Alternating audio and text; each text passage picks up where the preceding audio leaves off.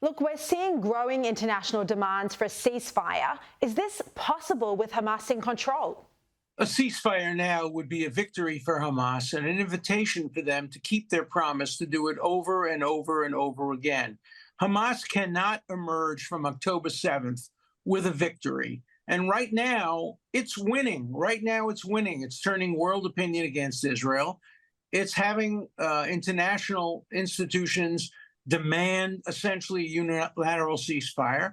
Look, if all the hostages are returned, I can understand a ceasefire, at least a temporary ceasefire, but the end result is to make the world safe against Hamas, because if Hamas wins in Israel, they're coming to a theater near you. We already saw it happen in Moscow.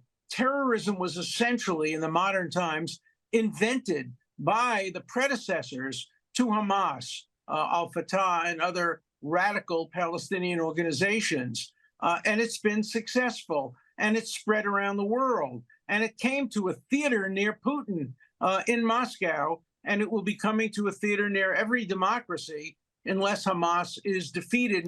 Do you think the demands for a ceasefire and to stop the war on Hamas are analogous with stopping the war while the Nazis were on a rampage during World War II? Well, Goebbels wrote in his diary that if Britain and France had attacked Germany in 1935 and 1936, they could have defeated Nazi Germany. It would have saved tens of millions of lives. And by allowing Germany, in violation of the Versailles Treaty, to build up its military to the point where it could conduct the Holocaust and kill millions and millions of Russians and Europeans all around Europe, you would think they would learn the lesson. You have to stop evil when it still can be stopped. You cannot allow it to grow to a point where it's impossible to stop it. The big difference between the 30s and now is that Israel exists, and therefore there will never be another Holocaust. Israel, the nation state of the Jewish people, with its military capacity, will never allow another Holocaust to occur. What we're seeing now are efforts to try to weaken Israel and try to turn the Jews back to a situation where they can be victimized, but Israel is never going to allow that to happen. What do you say to the arguments that Hamas can't be defeated because it's an ideology? The same thing was said about the Nazis and the fascists in Japan. And when the United States and Great Britain and Australia and the great allies destroyed the Nazi leaders, they destroyed the Nazi ideology. And although there still remain some Nazis and some fascists in Japan, essentially the German people and the Japanese people learned that if you follow the ideology of Nazism and Japanese fascism, your life will be terrible.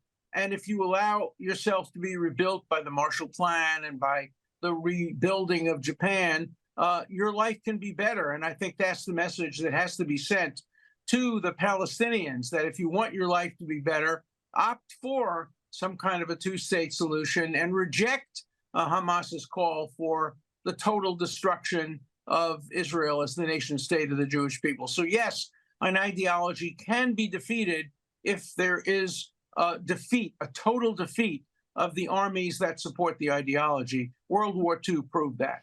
Professor, the majority of reasonable people support a two-state solution, but does that seem difficult, if not impossible, right now with Hamas as the governing body in Gaza?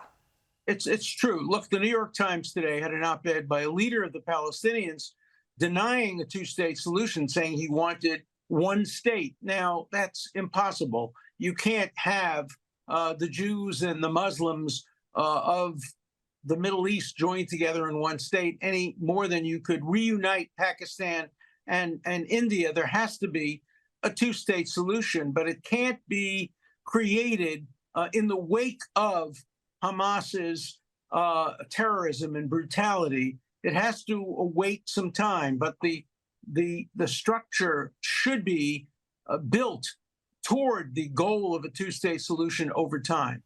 Look, I expect you don't follow Australian politics too closely, but our Prime Minister Anthony Albanese has been urging Israel to have a ceasefire. He also hasn't been standing up to the explosion in anti-Semitism that we've seen since October 7. Very little, if at all, any leadership on this issue. It's quite a similar approach that Joe Biden has taken. What do you say to these Western leaders who seem to be putting politics ahead of clear morality in defending Israel's right to exist and standing up against the anti-Semitism? It's not even a question of morality alone. It's in the best interests of Western democracies to defeat Hamas and the ideology that stands behind Hamas. And there have been some great Australian prime ministers, I've met with some of them, who have been very supportive of Israel and some who have been less supportive of Israel. The same is true of American presidents. It's in the interests of both of our countries and in the interests of all of our allies in Great Britain and Canada to stand strong with Israel and to stand strong against Hamas and against terrorism and against the attempt to build a kind of caliphate around the world. Because remember that the people who stand behind Hamas will never be satisfied simply with the destruction of Israel. They want Islam to dominate the world, and they don't want to achieve it by democratic means. They want to achieve it by terrorism. So every Western democracy is at risk. Israel is not fighting only for its own survival. It's fighting for the survival of Western democracy, of the Judeo-Christian tradition. As Elie Wiesel said once, it starts with the Jews, but it never ends with the Jews. The Jews are the canary in the mine. But if the Jews are defeated by Hamas, there will be terrible consequences for Western democracies. Just on Trump, because you've been very vocal on the Fani Willis situation, where do you think this is now headed? Well, I think there'll be some convictions, and I think many of the convictions will be reversed on appeal. Many of the cases against him are simply a function of trying to prevent him from running for and successfully running for president. How the voters will react to this misuse of the system is a question that none of us knows the answer to. But it's very important not to allow our justice system to be hijacked for partisan purposes and to be weaponized. I personally am not a supporter of Trump politically, but I am a supporter of constitutional rights, regardless of whose constitutional rights are being violated. And today it's the constitutional rights of Donald Trump that are being massively violated in an attempt to prevent him from becoming president. Well, the entire justice system in the United States is politicized. Do you think the criminal and civil cases against Trump will impact his ability to become president? Will any of them see him end up in jail, or are they just distracting and leading to a loss of funding?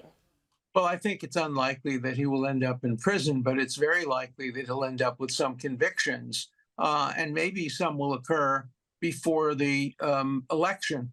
The special prosecutor prosecuting him in Washington and in Florida has said that he wants to see a conviction before the election so that people can take that into account in who they're voting for. In my mind, that constitutes some form of electoral interference. And I would like to see people decide who the next president is based on the issues that matter to them: the economy, immigration, peace in the world, the Middle East, the environment, a range of issues that are important. It shouldn't be influenced by current criminal and civil cases. Those should be resolved after the election rather than before, but they are going to be, some of them at least, decided before the election. Your own podcast is becoming very popular. Have you heard from Trump whether he's worried about all of these cases? I've had no contact with President Trump, former President Trump, since the time I represented him on the floor of the Senate. I hope I don't have to represent him again. Again, my views are constitutional views, not political. And so it's not surprising that I haven't heard from the president. If Trump is elected and he were to ask me to advise him on the Middle East, as he did when he was president, I would, of course, be willing to advise him as I would to advise President Biden or any president of the United States, or for that matter, any prime minister. I hold myself out as somebody who's written a half a dozen books on the Middle East and would be happy to advise any president or prime minister on what I think is the proper policy toward the Middle East. But beyond that, I don't think of myself as a particularly political person. Well, let's return to the Middle East then. Supposing Israel does win this war as we expect, what is next? What governing body could take over Gaza that wouldn't have an extremist approach to Israel? Well, there are very many bodies that could take over. Israel offered the Egyptians the opportunity to take over Gaza during the Camp David discussions back many years ago. The Egyptians declined. There could be a joint group consisting of Egypt or perhaps Jordan that would have control. There could be a newly constituted Palestinian Authority that has some form of legitimacy, but there's always the danger that they could be taken over by Hamas. It's not an easy question. The only clear point is that it cannot include Hamas. Hamas has as its charter, its goal, the total destruction of Israel and the expulsion of all Jews from the Middle East. And that cannot be accepted either by Israel or by the international community. So we know what can't happen. It's much more difficult to figure out what should happen. But the ultimate goal should be a two-state solution, initially with a disarmed Palestinian state, one that perhaps can achieve full statehood after it shows its willingness to live in peace with the nation state of the Jewish people. Remember, too, that Israel offered over and over again, 1948, 1967, 2000, 2001, 2007, to have a two-state solution if only the Palestinian leadership would accept Israel as the nation state of the Jewish people. And the Palestinian leadership has consistently rejected that. So the fault for there not being a Palestinian state lies squarely at the feet of the Palestinian leadership. Professor, do you think it's a shame on the international community that billions of dollars has been directed towards the Palestinian people over the years and there's nothing to show for it? Well, there is something to show for it. 300 miles of tunnels, many dead Palestinians, many dead Israelis, the many rockets, all the money that has been sent from Qatar and from European countries was diverted by Hamas. The food, the medicine, education, the status of Gaza today is primarily the fault of Hamas that has turned it from what it could have been, Singapore and the Mediterranean, to a horrible place where disease and poverty and hate reign over decency and a willingness to make peace with its neighbors. So shame on Hamas and shame on those in the international community that refuse to condemn Hamas. Just finally, what are your thoughts on how to tackle the rise of anti-Semitism that has scared a lot of Jews around the world? And many older people say they haven't seen this since the Holocaust. Look, I taught at Harvard for 60 years. I never saw anything like what I'm seeing today. But the answer is to fight back, to answer bad speech with good speech, not to censor, not to deny people the opportunity to protest, but to always insist on your opportunity to present the truth as the best answer to falsehoods.